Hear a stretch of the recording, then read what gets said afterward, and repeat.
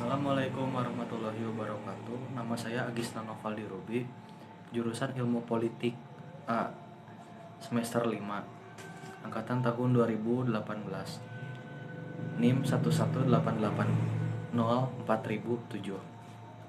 Di sini saya akan membahas tentang abuse of power, di mana sering terjadi di masyarakat, di lokal hingga internasional. Jadi apa sih abuse of power itu?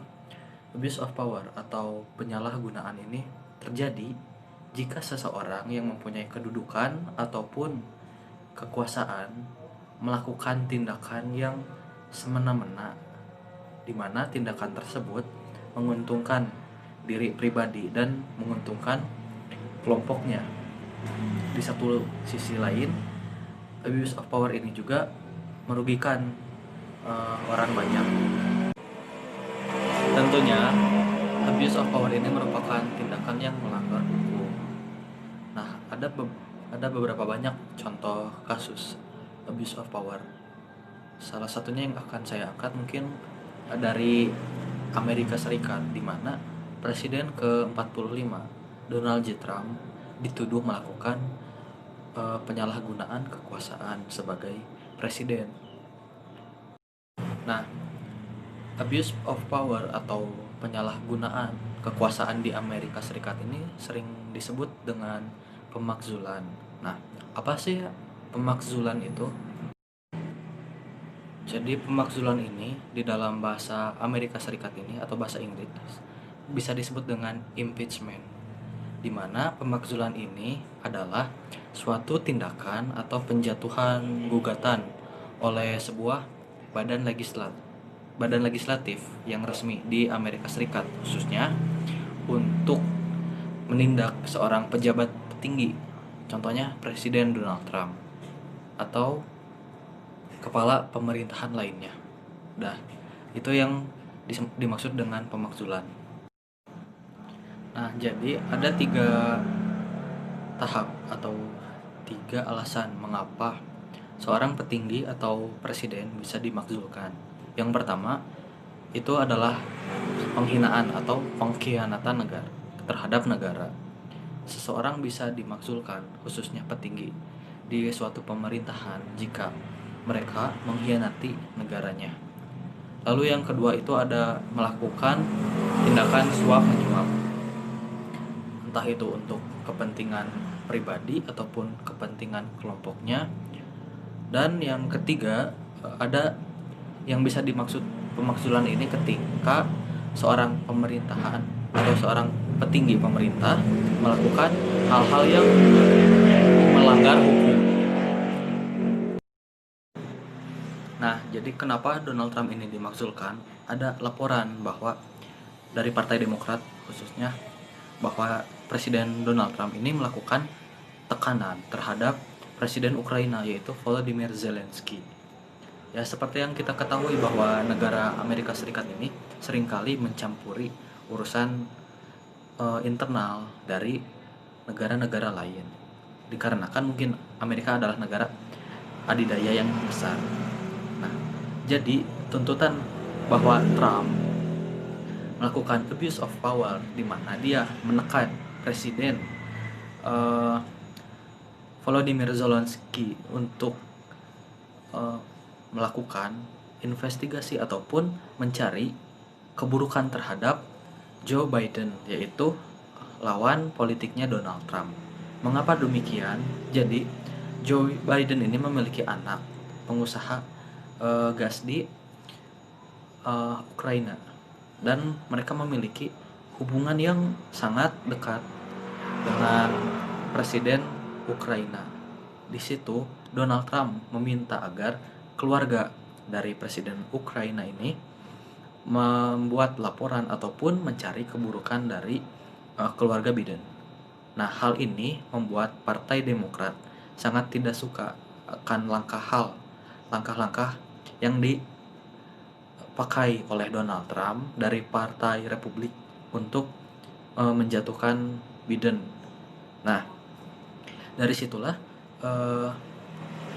Donald Trump dimakzulkan, dan ia harus menghadiri beberapa persidangan yang dimulai pada tanggal 19 Desember 2019 sampai tanggal 5 Februari 2020. Nah, bagaimana dengan hasilnya? Dan pemakzulan tersebut berakhir dengan lolosnya Donald Trump. Nah, mengapa demikian? Jadi pada persidangan tersebut ada beberapa vote yang dilakukan. Dan hasil pemungutan suara yang diperoleh itu terlihat ada 52 suara yang menolak dakwaan terhadap Trump dan ada 48 suara yang mendukung pemakzulan Donald Trump. Nah, sebagai negara berdemokrasi, suara mayoritas ini tentunya yang paling diutamakan dan didengarkan. Oleh karena itu, Donald Trump bebas dari tuduhan pemakzulan, abuse of power-nya. Nah, terlepas dari itu semua, faktanya juga sangatlah minim dari Presiden Ukraina. Ketika ditanyai oleh media RT.com, Presiden dari Ukraina, Volodymyr Zelensky ini memberikan jawaban yang kurang puas terhadap isu terkait dirinya yang ditekan oleh Presiden Donald Trump.